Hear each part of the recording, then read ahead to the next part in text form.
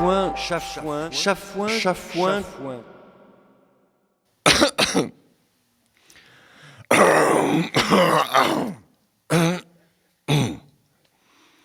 Mes chers compatriotes, Chafouin n'est pas terriblement menacé de disparition. Il l'est un peu, mais il est surtout menacé de mauvais usages. Et voilà pourquoi nous l'accueillons aujourd'hui. Nombre de nos compatriotes, en effet, utilisent l'adjectif chafouin pour qualifier quelqu'un de mauvaise humeur. C'est probablement par consonance avec chonchon, tiré de ronchon, avec chiffonné, tiré de chiffon, et avec chagrin, tiré des larmes. Je vous laisse réfléchir là-dessus. Mais non, chafouin n'a, en aucune mesure, le sens de maussade ou de contrarié. Chafouin vient, comme on aurait dû s'en douter, de chat et de foin. Le chat étant le mâle de la chatte et le foin le mâle de la fouine.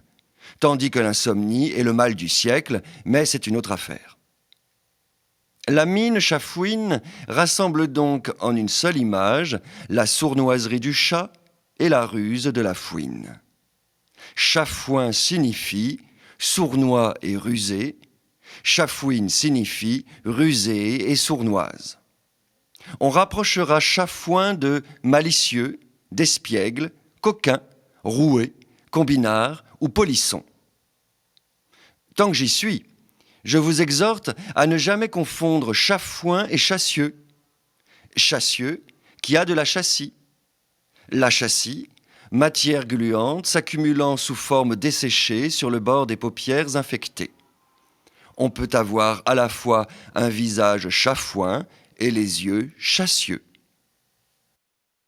Est-ce que Richard III avait les yeux chassieux ?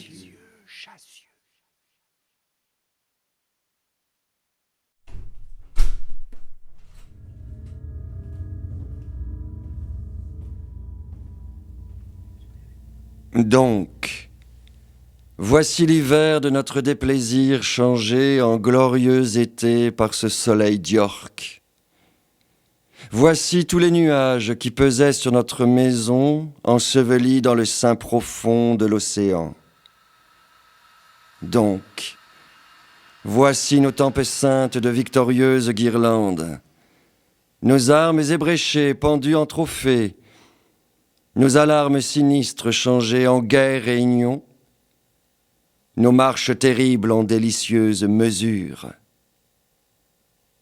La guerre, au hideux visage, a déridé son front, et désormais, au lieu de monter des coursiers caparaçonnés pour effrayer les âmes des ennemis tremblants, elle gambade allègrement dans la chambre d'une femme, sous le charme lascif du luth.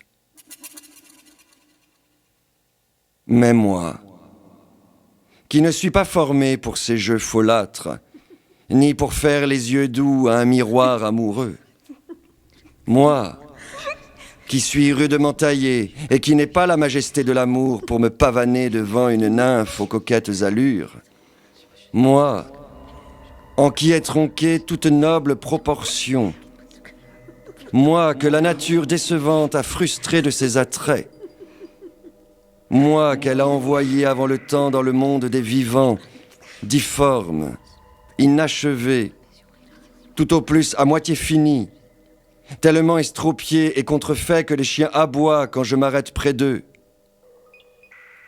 Eh bien, moi, dans cette molle et languissante époque de paix, je n'ai d'autre plaisir pour passer les heures que d'épier mon ombre au soleil et de décrire ma propre difformité. Aussi, puisque je ne puis être l'amant qui charmera ces temps beaux parleurs, je suis déterminé à être un scélérat et à être le trouble-fête de ces jours frivoles.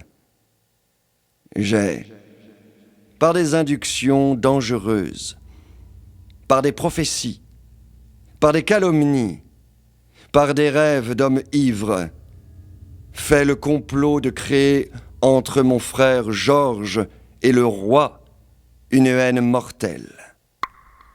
Et pour peu que le roi Édouard soit aussi honnête et aussi loyal que je suis subtil, fourbe et traître, Georges sera enfermé étroitement aujourd'hui même en raison d'une prédiction qui dit que G sera le meurtrier des héritiers d'Édouard. Replongez-vous, pensez, au fond de mon âme, voici Georges qui vient.